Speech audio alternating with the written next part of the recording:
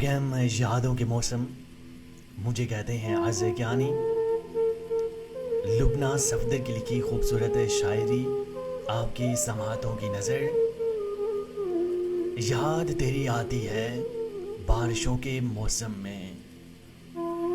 یاد تیری آتی ہے بارشوں کے موسم میں.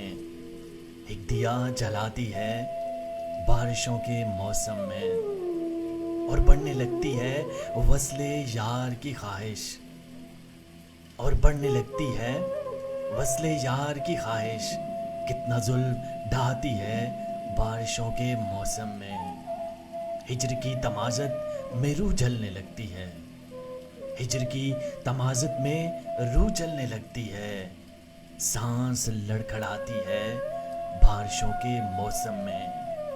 یاد تیری رہتی ہے دل کی دھڑکنوں میں گم. یاد تیری رہتی ہے دل کی دھڑکنوں میں گم.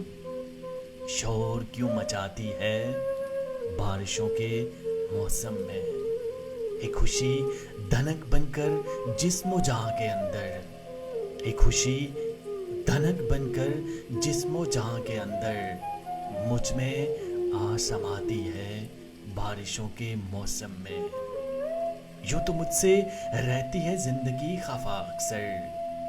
یوں تو مجھ سے رہتی ہے زندگی خفا اکثر. سانس آ جاتی ہے بارشوں کے موسم میں. ہر طرف ہی رنجش کی دھول اڑتی رہتی ہے. ہر طرف ہی رنجش کی دھول اڑتی رہتی ہے.